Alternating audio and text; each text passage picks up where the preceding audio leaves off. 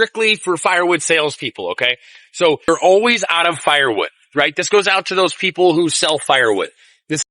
What's going on, guys? So you're always out of firewood, and that seems like a good thing, right? So there's two things that are going on. You don't know what to do. How do you get more firewood? Okay, how do you increase sales, right? There's two things. One, you're either a really good salesman, okay? That's top notch. You're either a really good salesman, or there's another thing, okay? Because if you're out selling and you have a firewood stand next to the side of your house, and you have a small supply of wood, that could be one thing, right? You don't have enough wood, right? And you're selling as much wood as you can. But honestly, I think the biggest number two, I've drawn this out a little bit, but the biggest number two is your prices are too low. That's the truth. If every person is coming to you and purchasing your wood, when either they pick up the phone and they call you or they text you or they go by your wood stand, if nobody is saying no, then your prices are too low and you're running out of the wood, which seems like a good thing. You're making money. That's a positive thing, right? We don't want to get away from that. That's a great thing. You want to make money, but you can make a little bit more money. You see, about 75% of the people should be buying your wood, and about 25%, maybe even 30%, they should be saying no. They should say, hey, your prices are just a little higher. I think I can get a better deal. That is not a bad thing, okay? And hey, sorry for those customers. Yes, I'm hoping they got a better deal somewhere else. But to be honest, you're in business. That's what this is about. If you're always out of wood, your prices are probably too low, and you can increase your prices higher. You see, around where I'm at, I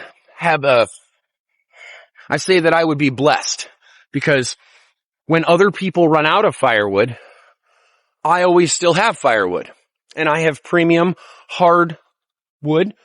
I have premium seasoned hardwood, right? I got some softwood, but I don't normally sell softwood. I don't put it in my mixes. I don't put it in anything. I do put a mix up. I honestly think I'm going to add it this coming next year. I'm going to add a more economy style, I guess I'd call it, an econo mix, whatnot, but with some pine or some softwoods in there. But most of the time I do a hardwood. It's all hardwood. Either somebody's going to ask me for a specific kind of hardwood, and I'm going to charge them for that, or depending on what time it is in the season. And I know that seems like Ebenezer Scrooge there, but this is business. It's supply and demand. When everybody else is out, if I have a really good product, there's no reason that my product shouldn't have a premium price, especially if I'm delivering it to them. If they want it stacked, I can stack it at a price. But the reality is, this whole video is about two things. Either A, you're a really good salesman, so you're always out of wood, or your prices are too low. Me, actually, right now, I'm in a predicament where I am actually out of wood. I started the season. So in the wintertime, I actively work firewood, okay? There is a lot of other things to do, but I actively work my forest, okay? Because it's the easiest time to deal with this. See, there's no green around. The canopy's not here.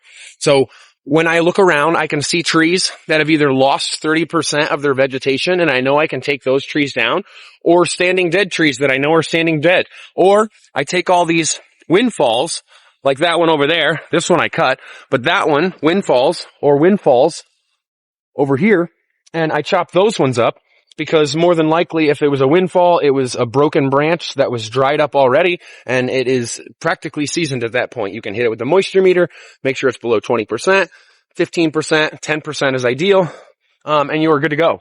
But per variety, okay? If they want a mix of hardwood, I give it a one rate. If they want all ash, that's a premium price for me, honestly, because ash is a quality wood. I would say it's one of the better woods to burn, because it gives you a hot fire, but also burns very long. Hardwoods, maples and oaks, those are really great.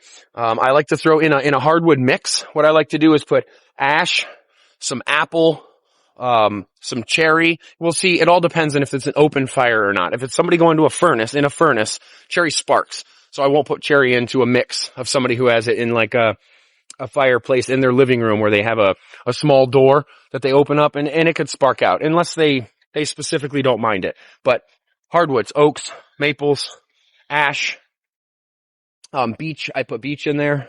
What else is out here? I know there's, that's the other thing. Apple, pear. I have a lot of apple and pear, plum. A lot of those I use for smoking wood during the season, but sometimes I'll throw in some bits and pieces into the mix for a hardwood mix as well. And those that see it in their mix, that's a great wood to burn for a really hot fire. It gets things burning really nice, really hot, but it burns up very hot.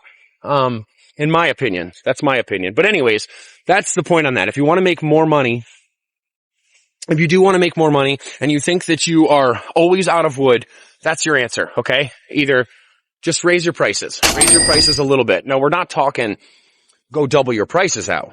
Add $20.